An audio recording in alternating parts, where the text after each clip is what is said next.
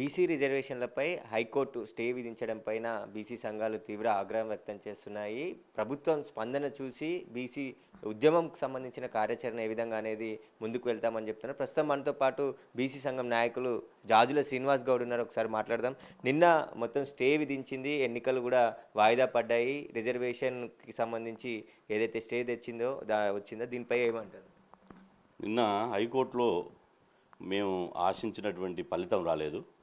High court stay విధించిన తర్వాత రాష్ట్రంలోని 2.5 కోట్ల మంది గుండెల్లో గుణపం దింపినట్టు మాకు బాధేసింది. ఇలా అత్యంత బాధాకరమైనటువంటి విషయం ఏంటంటే, స్వాతంత్రం వచ్చినప్పటి నుంచి ఇప్పటి వరకు ఏ అయితే న్యాయస్థానాలు ఉన్నాయో, మెజార్టీ ప్రజలకు న్యాయం చేయాల్సినటువంటి న్యాయస్థానాలు ప్రతి సందర్భం లోపల, ప్రతి తీర్పు లోపల ఇప్పటి వరకు రిజర్వేషన్లకు వ్యతిరేకంగానే తీర్పులు ఇచ్చినాయి తప్ప, ఒక అగ్రకులాల రిజర్వేషన్ తప్పించి ఈ బీసీ రిజర్వేషన్లకు ప్రతి అడుగడుగున ఆటంకాలు కల్పించడం, అడుగడుగున అడ్డుకోవడం, బీసీల నోటికాడు ముద్దను గుంజుకోవడం, బీసీలను అవమానించడం, బీసీల వాదనలు కనీసం పరిగణలోకి తీసుకోకపోవడం ఇలా అత్యంత దురదృష్టకరమైనటువంటి విషయం. నిన్న 2 రోజులుగా హైకోర్టులో వాదనలు జరిగినాయి. ఆ వాదనలో జరిగినటువంటి సందర్భం లోపల రాష్ట్ర ప్రభుత్వం నియమించినటువంటి న్యాయవాదుల వాదన విన్నారు.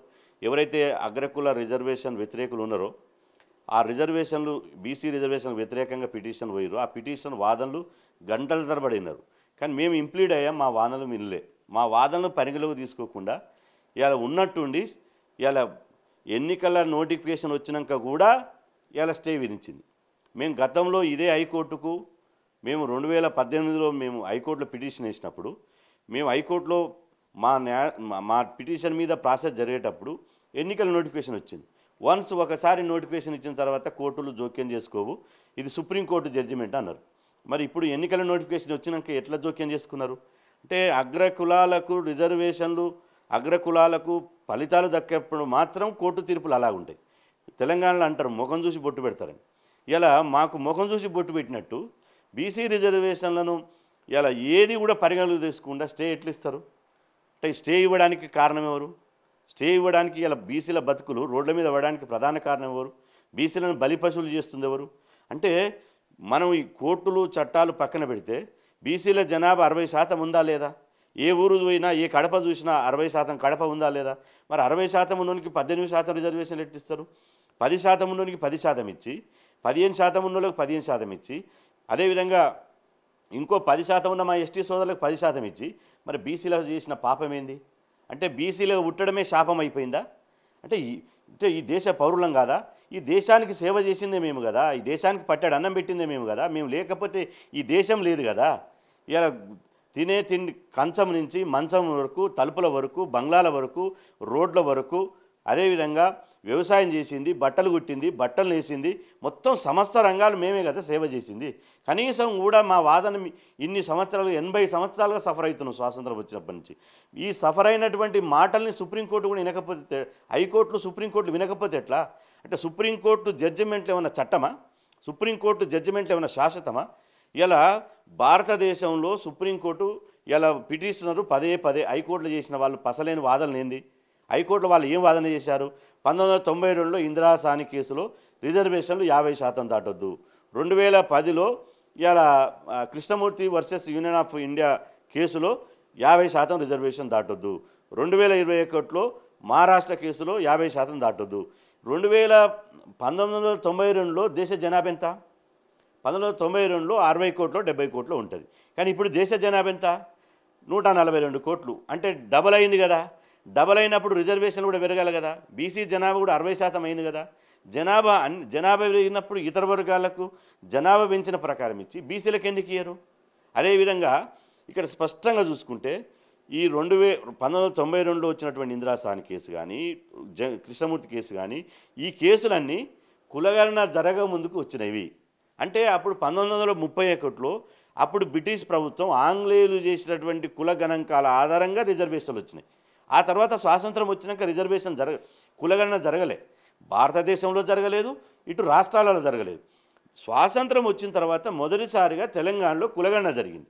కులగణన జరిగి అఫీషియల్గా ఒక ప్రభుత్వం అఫీషియల్గా బీసీలు 56.36% అని అఫీషియల్గా ప్రకటించింది, తేల్చింది.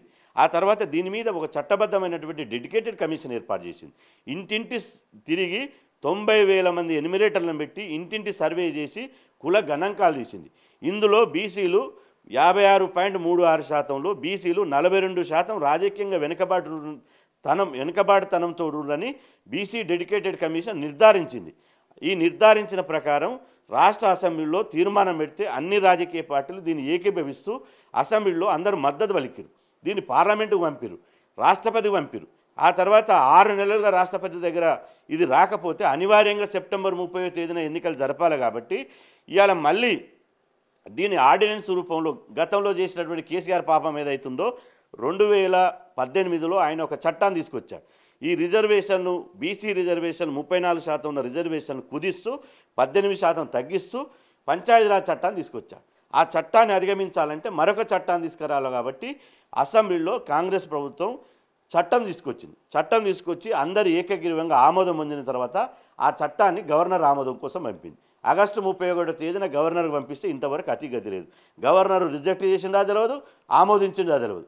ఇక 30 తేదీ మెడ మీద కత్తి లెక్క, హైకోర్టు తీర్పు మెడ మీద కత్తి లెక్క 30 తేదీ ఉన్నది. కాబట్టి కాంగ్రెస్ ప్రభుత్వం అనివార్యంగా స్థానిక సంస్థల ఎన్నికలు నిర్వహించాలి. కాబట్టి ఇచ్చిన మాట ప్రకారం డెడికేటెడ్ కమిషను ఏదైతే ప్రక్రియ అంతా జరిగిందో ఒక్కరోజు 2 రోజులు జరగలే. చాలామంది అవివేకులు ఏమంటారు, జీవో ఎట్టిస్తారు, ఈ 2 పేజీలు తెల్ల కాగితాల మీద ఇస్తే జీవో ఇస్తే సరిపోదా? అరే జీవో అనేది 22 నెలలుగా జరిగినటువంటి ఒక ప్రక్రియ. ప్రభుత్వం, రాష్ట్ర ప్రభుత్వం చట్టబద్ధంగా చేసినటువంటి ఒక ప్రక్రియ. 22 నెలలుగా చేసినటువంటి ఫలితమే జీవో నెంబర్ 9. జీవో నెంబర్ 9ని విడుదల చేసినాక రెడ్డి జాగృతికి సంబంధించిన వాళ్ళు ఓర్వలేని తిని అరగనటువంటి వాళ్ళు హైకోర్టుకు పోయారు. హైకోర్టు జీవో రాకముందుకు హైకోర్టు పోయారు. మళ్ళీ జీవో వచ్చినాక దసరా వెకేషన్స్లో పోయారు. ఆ తర్వాత ఆగదన్నట్టు మళ్ళీ సుప్రీంకోర్టు పోయారు. మళ్ళీ వచ్చి హైకోర్టులో మళ్ళీ వాదనలు చేశారు. వాదనలు చేసి ఏం చేస్తారు? 9వ జీవో నెంబర్ 9 రాజ్యాంగానికి ఏది 50% తీర్పు రిజర్వేషన్లు దాటొద్దు అనే దానికి వ్యతిరేకం.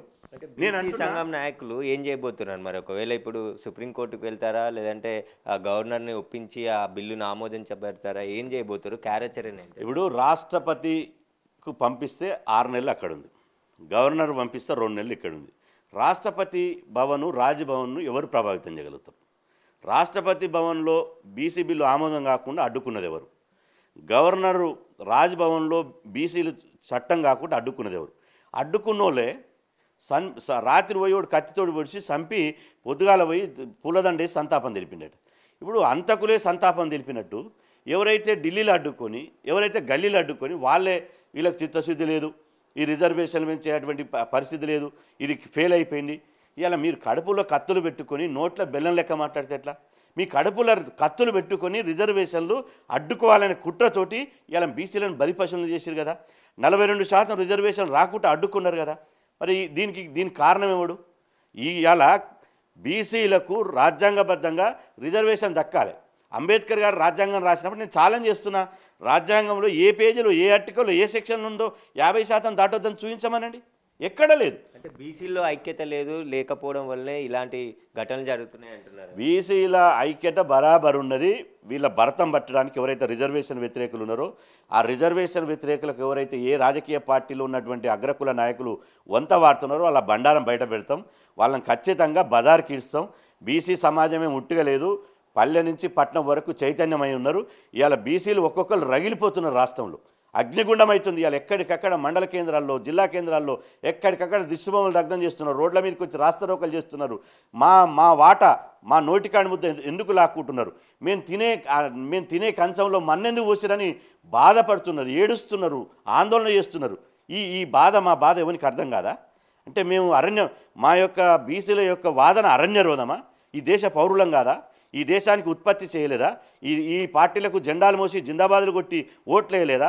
మేము ఓట్లు వేయకుండా వీళ్ళు పార్లమెంట్ సభ్యులు అయ్యారా? నేను అంటున్న బీజేపీ రిజర్వేషన్లో బీజేపీ చేసిన పాత్ర ఏంది? బీజేపీ అసెంబ్లీలో మద్దతు ఇస్తుంది, ఢిల్లీలో మాత్రం వ్యతిరేకిస్తుంది. అదేవిధంగా ఈడ మేము అనుకూలం అంటుంది, ఆ తర్వాత ఆ రాష్ట్రపతి దగ్గర, గవర్నర్ దగ్గర అడ్డుకుంటుంది. మళ్ళీ నీతి కథలు చెప్తూ, మళ్ళీ పిట్ట కథలు చెప్తూ కాంగ్రెస్ ప్రభుత్వం వైఫల్యం. కాంగ్రెస్ ప్రభుత్వం చేసింది కాబట్టే ఈయన దాకా వచ్చింది. కాంగ్రెస్ ప్రభుత్వం గత 22 నెలలుగా ప్రాసెస్ అంతా చేసింది కాబట్టే ఇక్కడి వరకు వచ్చింది. ఇక్కడి నుంచి నేను అంటున్న, మీరు రాష్ట్రం నుంచి 8 మంది బీజేపీ ఎంపీలు గెలిచారు. ఒక్కరోజన్న అమిత్ షాను కలిసి 42% రిజర్వేషన్ అమలు చేయని ఒక వినతి పత్రం ఇచ్చారా? బీసీ రిజర్వేషన్ల మీద ప్రధానమంత్రిని కలిశారా? బీసీ రిజర్వేషన్ల మీరు చేసినటువంటి కృషి ఏంది? అంటే బీసీల ఓట్లు అవసరం లేదా? బీజేపీకి బీసీల ఓట్లు అవసరం లేదా? అంటే ఈ పార్టీ మీద ఆ పార్టీ నిర్ధారణ అంటే బీసీ రిజర్వేషన్ల 10% ముస్లిం రిజర్వేషన్ కూడా పోతుందని గతంలో బండి సంజయ్ వాదించింది. ఇప్పుడు అగ్ర కులాలకు 10% రిజర్వేషన్లప్పుడు మీకు కంటికి కనపడలేదా? ఆడికారులున్నోనికి, బెంజికార్ల తిరిగేటోనికి, పామ్ హౌజులున్నోనికి, పాలి హౌజులున్నోనికి మీరు 10% రిజర్వేషన్లు పెడతారు. ఇవాళ 10% రిజర్వేషన్లు ముస్లింలకు ఎక్కడ పెట్టారో చూపించండి. ఒక కుక్కను ఒక గ్రామంలో చంపాలంటే ఆ మంచి కుక్కను చంపితే ఊరోళ్ళు ఒప్పుకోరు. కాబట్టి దాన్ని ఫస్ట్ పిచ్చి కుక్క అని ప్రచారం చేసి ఆ తర్వాత చంపేస్తారు. బీజేపీ వాళ్ళ పని కూడా గట్టిగా ఉంది. ఇవాళ బీసీ రిజర్వేషన్లు అడ్డుకుంటే బీసీ ద్రోవులు అవుతారు కాబట్టి, బీసీ సమాజం వాళ్ళని క్షమించదు కాబట్టి వాళ్ళు ముస్లింల వంక చూపించి ఇవాళ ఈ రిజర్వేషన్ బిల్లును అడ్డుకోవాలని ప్రయత్నం చేశారు. నేను అంటున్న ముస్లింలు బిల్లులో ఎక్కడుంది? విద్యా ఉద్యోగాల్లో మాత్రమే ఏబీసీడీ వర్గీకరణ ఉంటుంది. బీసీలకు రాజకీయ రంగంలో ఏబీసీడీ వర్గీకరణ ఉండదు. ఏబీసీడీ వర్గీకరణ లేనప్పుడు ముస్లింలకు 10% సపరేట్ ఎట్టుంటుంది? ఎవడు చెప్పిండు మీకు 10% అని? కేంద్ర మంత్రిగా ఉండి పచ్చి అబద్ధాలు మాట్లాడి, శుద్ధ తప్పుడు మాటలు మాట్లాడి, బీసీ సమాజాన్ని గందరగోళపరిచి ఎన్ని రోజులు మోసం చేస్తారు? ఎన్ని రోజులు బీసీలను దగా చేస్తారు? మీ బండారం బయటపెట్టే రోజులు ఉన్నాయి. హైకోర్టులను, సుప్రీంకోర్టులను, న్యాయస్థానాలను వేదికలు చేసుకొని బీసీలను రాజకీయంగా గొంతు కోస్తున్నారు కదా, కొయ్యండి, ప్రజాక్షేత్రంలో తెలుసుకుంటాం. ఇవాళ ఆరంభం మాత్రమే. ఇవాళ రాష్ట్ర వ్యాప్తంగా జరుగుతున్నటువంటి ఆరంభం మాత్రమే. రేపు హైదరాబాదులో అఖిలపక్ష సమావేశం, బీసీ సంఘాల సమావేశం ఏర్పాటు చేస్తాం. త్వరలోనే రాష్ట్ర బంద్ ఇస్తాం.